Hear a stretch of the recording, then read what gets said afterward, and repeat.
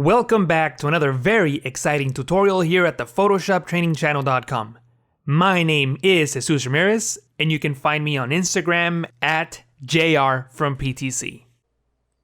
In this tutorial, we're going to learn how to color match in Photoshop. This is going to be a three-part tutorial. We will learn how to use Adobe Stock's visual search to find the right images for our projects. Then we will learn two color matching techniques.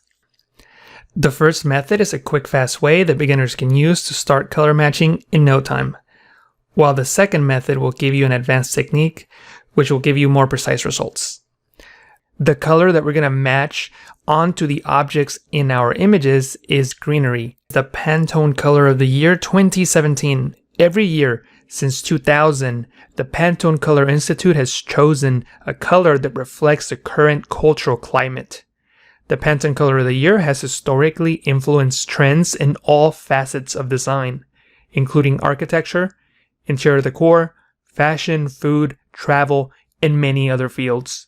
We're going to start this tutorial by first finding the right image for this project using Adobe Stock. Instead of a regular keyword search, we will use Adobe Stock's new visual search.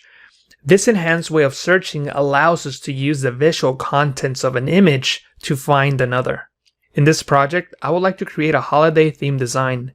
I would like to use green and red disposable coffee cups isolated on a white background. Using a coffee cup on white paper, I mocked up the type of image that I'm looking for and took a photo with my cell phone.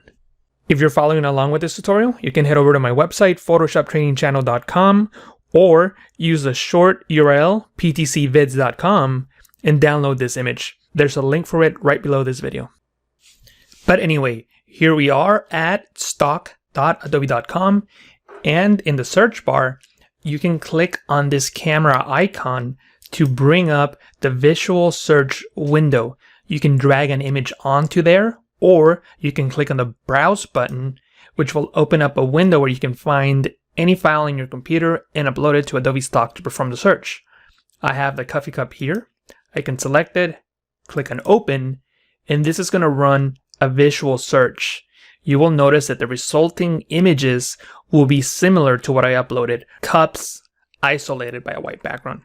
I can also refine the search by coming into the search box and typing in a keyword. So I can type in holiday, then click on the search icon, and you will notice that all the resulting images now have a holiday theme.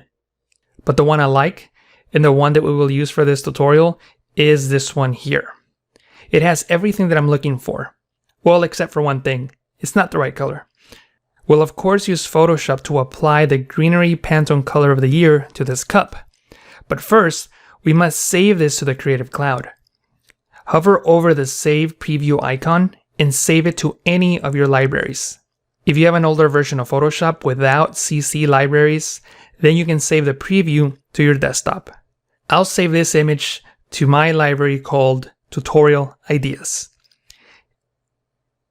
Back in Photoshop, in the Libraries panel, you will see that the image that we saved from Adobe Stock is there.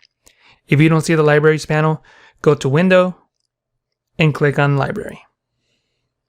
From the Libraries panel, you can double-click on the image to open it up in a new tab, or you can click and drag it into any open document, which is what I will do. I'm going to adjust the size of the image by clicking and dragging on the corner handles while holding Shift, then hit Enter or Return on the keyboard to place the image. First, we're going to select the Greenery color, which is the Pantone 376C. Double-click on the foreground color and bring up the color picker window. Then click on Color Libraries, select Pantone Solid Coated from the drop-down, and find the Pantone 376C color. You can click on the general green area, then use the arrow keys on the keyboard to scroll up or down. Keep in mind that if the focus, the blue highlight, is on the drop-down, the arrow keys will change the book, not the color. So press the Tab key to remove the focus off the drop-down. Then click on any one of the swatches and tap the down arrow key. Once you find and select Pantone 376C, press OK. Create a new layer by clicking on a new layer icon and rename it Greenery. Then press B on the keyboard to enable the brush tool and paint directly over the coffee cup. You don't have to be precise at all. Simply go into the blending mode drop-down in the layers panel and choose Hue. This will apply the green color to the cup and it will not affect the white on the design of the cup. You do see a little bit of the green spilling onto the background and into the surface where the cup is sitting on. This is because there is red in the ambient color hitting those surfaces. So you will need to paint on those areas as well to hide the red. I'm not going to take the time to do that now in this tutorial, but you do have that option. It will not affect anything that does not have color. So neutral grays, white, and black will be unaffected. In images without white backgrounds, you can use a layer mask to contain the colors to specified areas, which is what we're going to do in the next example. Something I want to point out is that this blending mode, Hue, does not adjust luminosity or saturation. So the color may not be exactly as the greenery we selected. If I create a new layer, rename it Greenery Sample Color, and create one large circle by using a large hard edge brush. By the way, you can increase the size of the brush by using the left and right bracket keys on your keyboard. Press V to select the move tool and move the circle over the coffee cup. You will see that the greens are not the same, but this image still works for my purposes, so I'm going to license the image by right-clicking on it from the libraries window and select License Image. Photoshop will ask me if I'm sure that I want to purchase this image. I am, so I'm going to press OK. The full resolution version of the image without the watermark will be downloaded onto my Creative Cloud account and it will automatically be updated in my working document. That's a big advantage over other stock image providers. I get to try out all the images before I buy them, and I only license what works. I don't have to redo any work. All unflattened versions of the unlicensed image will be updated once I license it. It will keep all the distortions, masks, filters, and adjustments that I've applied to it. Now, if you want a more accurate color match, then you will have to use a more advanced method. I'm going to disable the coffee cup layer, the greenery layer, and this white BG layer. Now we're looking at another Adobe Stock image and the green circle. If you want to follow along with this image, type this number in the Adobe Stock search and download it to your library or to your desktop. For the advanced color matching technique, we're going to work with the LAB color mode. My guess is that you're currently working with the RGB color mode or the CMYK color mode. You can go into the image menu. Under mode, you can see which color mode has a check mark next to it. That is your current color mode. In my case, I'm using RGB. Change the color mode to lab. Click on Don't Merge and Don't Rasterize. This is the easiest color conversion to do and it's non-destructive. No matter what color mode you start with, it will always fit within the lab color mode. Keep in mind that not all adjustment layers, filters, and tools will be available in this color mode, so you must convert it back to RGB or CMYK once you have completed the color match. One of the biggest differences between LAB and RGB is that lab separates grayscale information completely from color information. This allows us to work with color separate from luminance. In other words, we can alter the color of an object without affecting detail. This graphic shows you how each of the three channels work. The L channel, or lightness, is the easiest to understand. It controls the luminance values of the image. It has no color values at all. The lightness values range from 0 to 100. The A channel is a color balance between green and magenta. The center is neither one.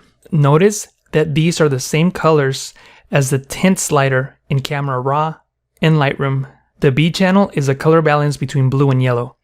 The center is neither one. These are the same colors as the temperature slider in Camera Raw and Lightroom. The warm colors are positive numbers, magenta and yellow, while negative numbers are cool, green and blue. A numerical value of 0 is in between both colors. It's 50% gray, neither green or magenta, or neither blue or yellow. Now that you have a basic understanding of what the lab color mode is and how it works, we will apply the greenery color to this couch. You should already have greenery as your foreground color and the greenery sample color layer. If not, you can follow the steps in the previous example to get both. Start by selecting the color sample tool, which is nested under the eyedropper tool in the tools bar. Or what I prefer to do is select the eyedropper tool, then hold Shift on the keyboard to switch to the color sample tool. Notice how the cursor icon changes as I hold the Shift key. The color sample tool will create point samples that display the numerical values of the colors that we have selected. Before selecting any colors, make sure that you have 11 by 11 average under sample size in the options bar. This will help us get a more accurate representation of the colors we have selected. By default, the eyedropper tool samples only one single pixel, which may not give us the best representation of the colors we're selecting, especially on noisy or grainy images where you could quite easily click on a noise pixel or any other unwanted artifacts. Hold Shift and click on the greenery color. Notice that Photoshop placed a point sample labeled number 1, and it also opened up the info panel, which shows us the sampled colors numerical values for each channel. Click on the color that you want to change, in this case the red couch.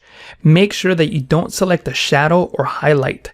Try to get the best representation of the precise color that you want to change, or at least the best representation that you can get. The center of the couch will do. This will place a point sample labeled number 2, and of course the info panel remains open and it displays the numerical values of the two colors that I have selected so far. The values under label 1 represent the green color, and the values under label 2 represent the red color. To apply the color match, we simply have to change the values from the red couch to match the values of the green Pantone color. The best way to do this is by using a curves adjustment layer.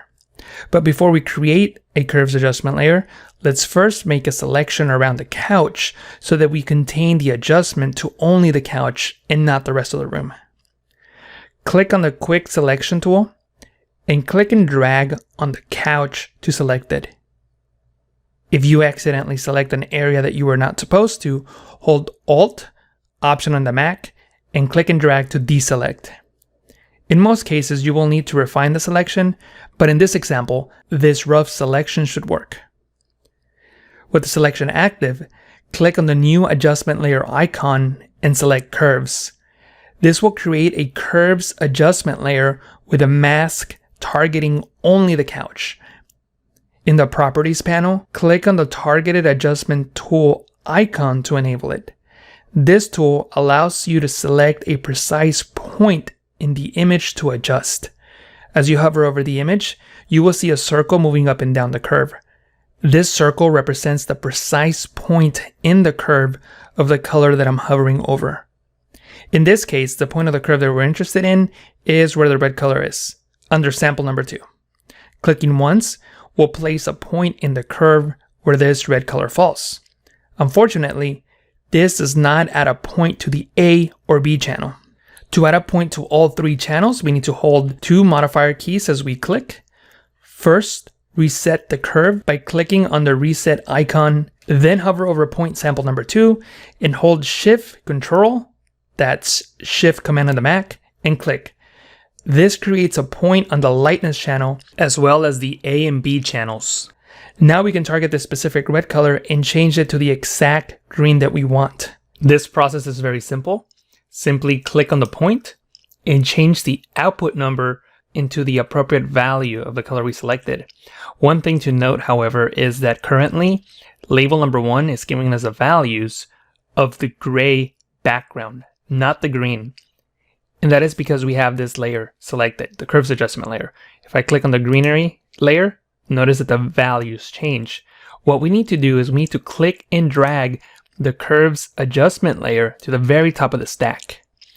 Now that we have the curves adjustment layer on top of the stack, we can see the right numbers displayed here in the lab label number 1. Also note that there's 2 values being shown on each of the labels. The value on the left represents the original value. The value on the right represents the adjusted value after we make the adjustments.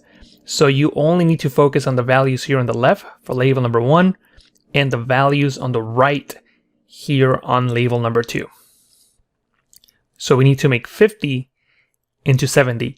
To do that, make sure that you're on the L channel on lightness, click on the point. You'll know that it's selected because not only you clicked on it, but you can see that the point is now filled in. It's no longer an outline of a square. So with the point selected, under output, type in the number 70, this number here. Then press enter on the keyboard to accept the change. Now we need to work on the A channel.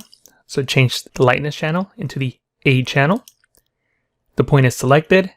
Under output, we're going to type in -37. Hit enter. Now we need to go into the B channel. The point is selected. Under output, we're going to type in the number 73. So now we have 70, -37, and 73. The adjustment layer changed the values of the red couch to match those of the green channel. Notice that the -38 doesn't quite match the A channel. It doesn't have to be precise. If you want to be precise, you can select the point. And notice that the value here, output, is -37, but that's not what's displaying here under the value number 2. If you want those two to match and be 100% precise, just use the up and down arrow keys on the keyboard. So I'm just going to press the up arrow key a few times, and now I'm at -37. It really didn't make that much of a difference in the way the color looks on screen, but this is how you would get those numbers to be precise. Sometimes just typing the output value here won't give you the exact same results under the adjustment layer and the sample points. So I'm going to press enter to accept the change, and now they match. You can see on screen that these colors are pretty much the same. There is one problem. The highlights have a yellow tint to them. So we can fix that by going into the A channel. We're already there.